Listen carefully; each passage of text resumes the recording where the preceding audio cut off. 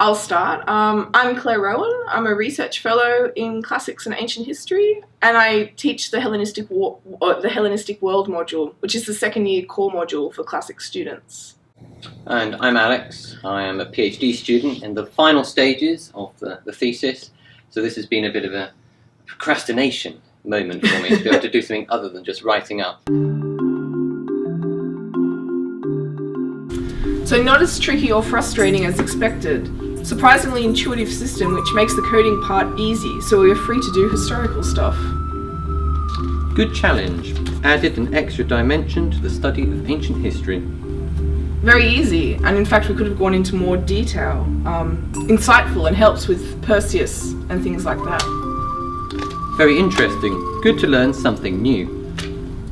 Excellent. Very good to have some cross-disciplinary knowledge and easily utilised. Made a nice change from normal classic stuff. Very interesting and informative experience. It was a nice change from other learning methods.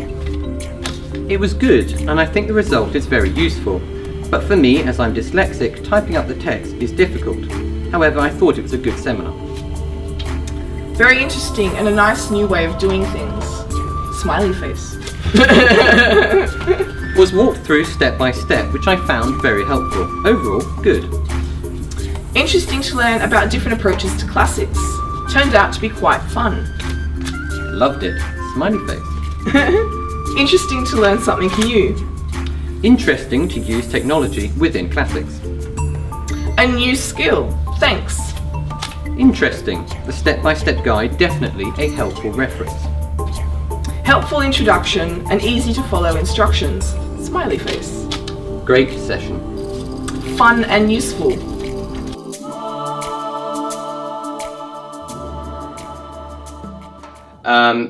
So I helped Claire out on the Hellenistic world, specifically with the seminar that used the coding teaching method that we sort of developed over the last year or so, I think. Yeah, and I mean the idea originally of the project was inspired by a paper given by Melanie Beals of Sheffield Hallam University, and she came and gave a paper about using TEI, the Text Encoding Initiative, I think the paper of the title was to make students try harder, and in essence using digital humanities and the Text Encoding Initiative to encourage students to read texts more closely. And that's something in classics that we've sort of been struggling with. How do you teach the close reading of texts? Yeah, I think that it is using the framework that computer coding gives to be able to sort of hone the skills and necessary abilities needed to understand how to read a text in a very critical manner. What are we looking for? Why are we looking for it?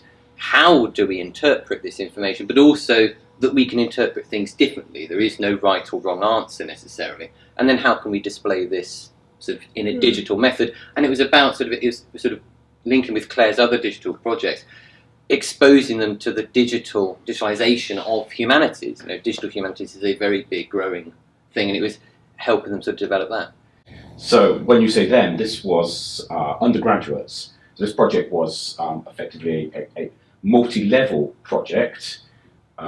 Claire being the academic, and then Alex, postgrad with experience of being an undergraduate, helping to set up the digital work, the digital production work that a whole big group of undergraduates did. It was 80 undergraduates? 72, I believe. 72. Yeah. Okay. Yeah.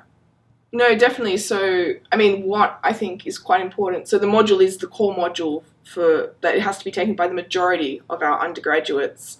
And I think it's quite important that they become digitally savvy and digitally confident in a sense.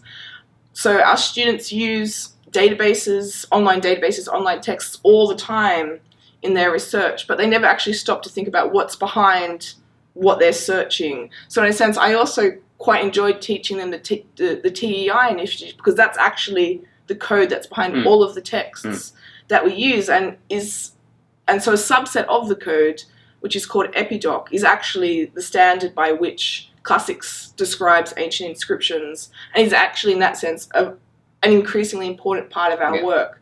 So it was not just about teaching close reading and digital skills, but also what is increasingly becoming a part of the classics as a discipline. Absolutely, I think I totally agree with what Claire said. Sort of the digital confidence element, I think, was something we were surprised at how low that was.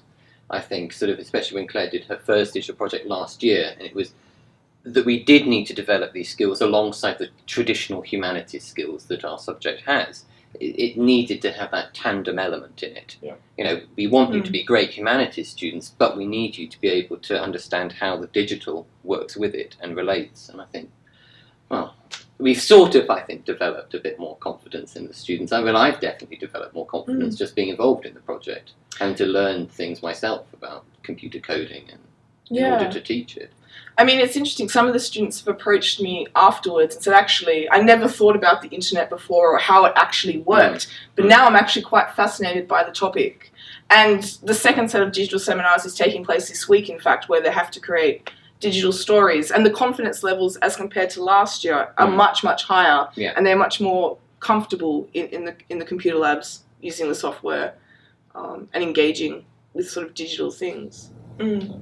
No, I mean, I think that the transformative effect is felt in a sense that students now have come up and requested, those who weren't in the module have requested to be taught TEI as well. Yeah. They want to learn the skills.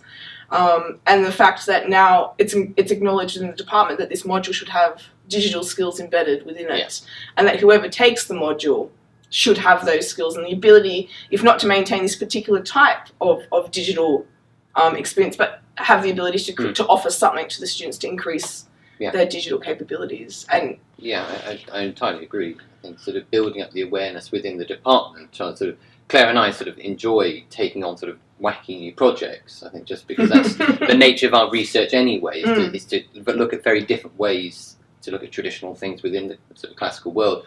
But that sort of has gone into our teaching methods, and I think introducing other members of our department to how these things can work has been quite a fun thing to do. I mean, even just a seminar paper I gave sort of last semester in the department on the project to the PhD students, the master students, but also to the other academics.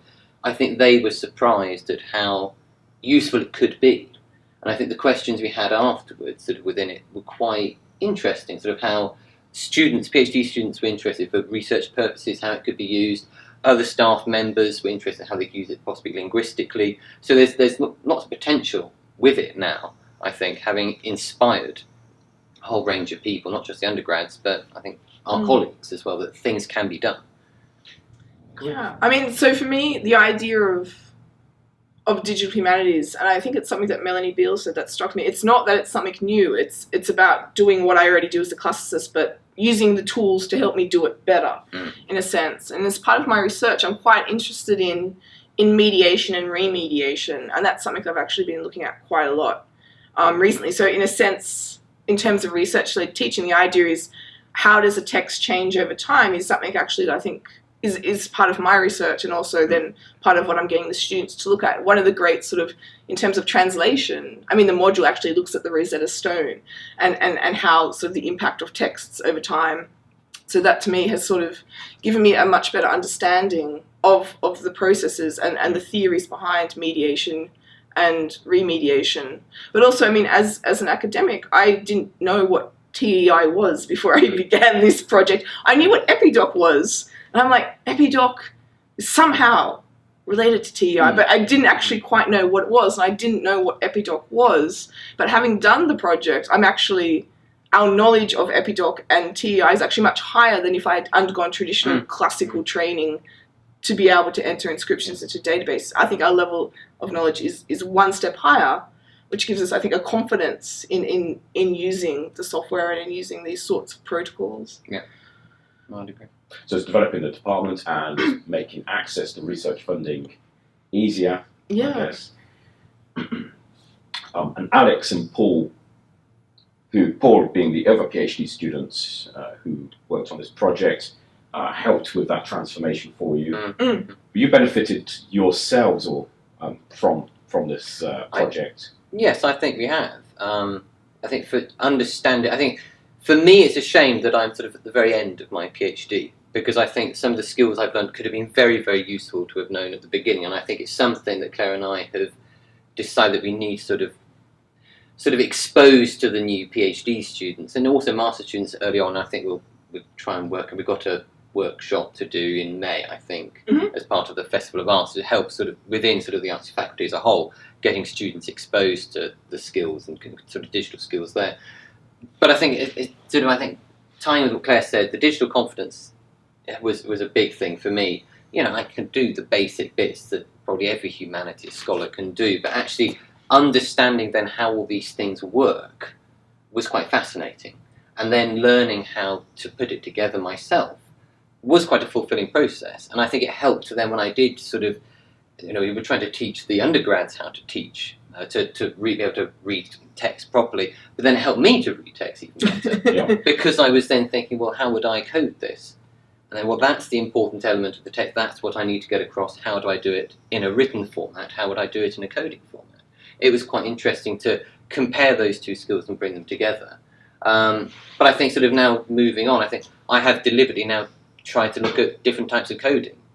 It has inspired me to do more, and I think there's a sort of big scope to be able to take this out further, I think, to other departments. I think, as you were saying, with Paul being involved, sadly we weren't able to put the project into sort of a linguistic context, but there is a lot you could do with sort of the TI coding in teaching how to translate, how language works, why do we look for specific grammar functions, but also how translations can differ depending on, especially with ancient texts, how we're interpreting how words are working within text. Some texts are very obscure, and we can get some very, you know, conflicting translations at times, and then the debate of, well, why have you translated this word in this way, or why have we interpreted this text in this way? And I think that's a new step we could take it forward, I think.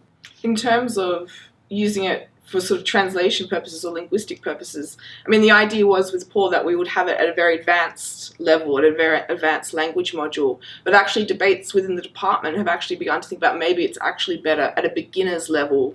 What is the noun, what is the adjective, and that, in a sense, we are thinking of actually introducing it at a much more at the lower language levels, and in that sense it might serve more of a function. So I think it's interesting.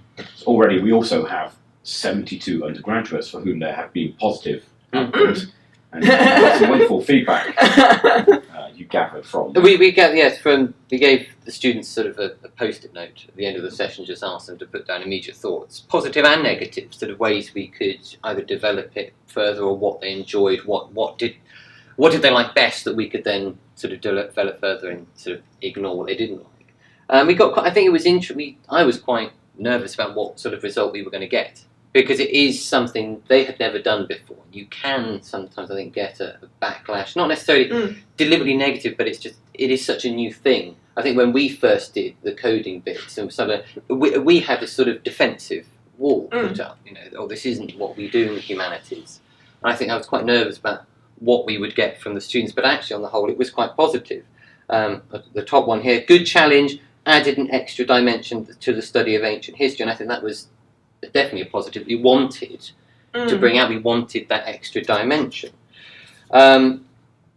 Very interesting, good to learn something new, and I think the novelty element comes out in quite a few of the post-its, that it was a new way to learn text, and I think that was key. It was trying to get sort of the enthusiasm, the interest in text by doing an innovative and new way of teaching it, rather than traditional, here's a book, here's a piece of paper, let's discuss it, and you end up with 2 or 3 students who just discuss it and the rest of the class isn't engaged.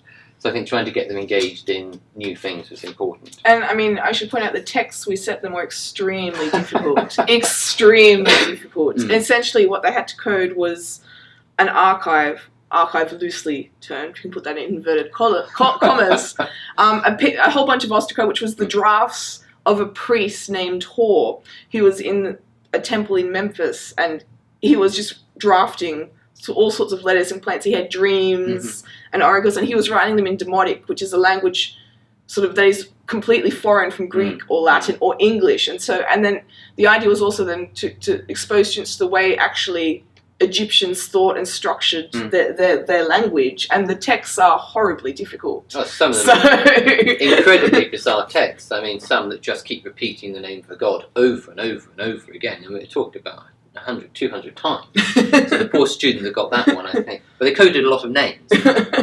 But yes, some of them are bizarre, but also very fragmentary, which makes the interpretation of them incredibly interesting.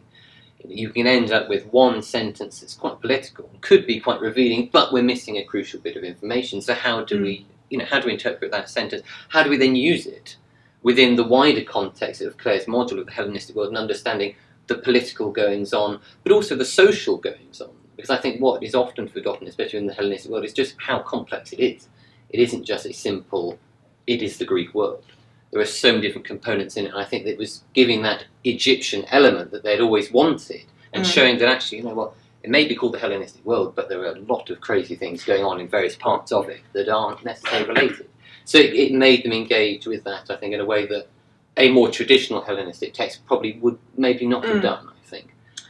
Yeah, I mean, and the interesting thing was, it's just occurred to me, is that in a sense, because there were two sessions, there was a session on Monday and a session on Friday, because there were so many students involved, in a sense it also added a sense of collaboration through the online environment. So the students not only had to sort of code the text, they also had to create glossary entries to explain the bizarre Egyptian words they were encountering. So when you encounter the word Apis, what does that actually mean? Please tell me. And so they were sort of doing that, and then at some point, and one of the observers at that time, Phil, said to me, he's like, it was a transformative moment in the seminar. I said to the students, okay, now come on, create the glossary entries, because on Friday it's going to be the job of your colleagues to edit the glossary entries. And in that sense, I wanted to bring out this idea of Wikipedia and editing and constant evolving of knowledge. And Phil commented, he's like, it was that moment that you could see the mood change, and everyone was like, oh! and suddenly buckled down a bit more. And then I found interesting in the later seminar, in that a series of texts had already been coded by their colleagues, and some of them got the same texts. But what those students end up doing is looking online at the texts that their colleague had coded and looking at the text that they had and being like, well, I wouldn't do it that way. But in that sense, sort of seeing what others had done and commenting and being able to use that in a sense to create this online dialogue. I think that, they grasped how interpretation on an individual level works. I think in a way, if we'd have been using just text and a group discussion, it wouldn't have given that, I think. So it sounds like, based on that experience and the feedback, that we can say that these undergraduates are themselves now champions for the value of digital techniques in the humanities, in classics and academia more broadly. Would you agree with that? I definitely would. It's interesting. So I did some digital stuff last year in the same module with a much more sort of, I think, hesitation. I think it was also the hesitation for the students was a reflection of my own hesitation in teaching it, and that I wasn't so sure of myself. But this year, after I sort of gave the first lecture of the module, the students came running up and said, oh, so I hear we're doing all these digital things, like, I'm really excited and I want it to be part of the program. So in a year, like, it has transformed, and the students now are saying this is what we want.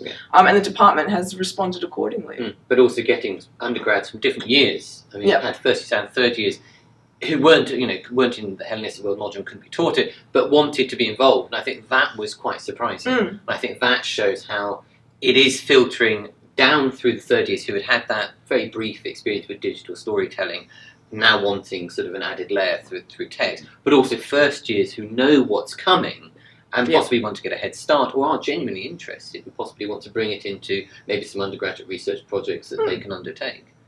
So I think a headline would be Digichamps transforming classics. Is that fair enough to say? I think it's definitely shown ways we can transform it for the better. I think there's still a lot of work to do, and I think it takes a lot of dedication to be able to develop, because it is a very complex way to teach, and I think it needs that dedication, it needs that continuation, I think, and that's what we're trying to build up within the department at the moment, is other people who can take it on, develop it further, possibly include more sessions so we can add other layers of digital stuff in it so they can understand other processes.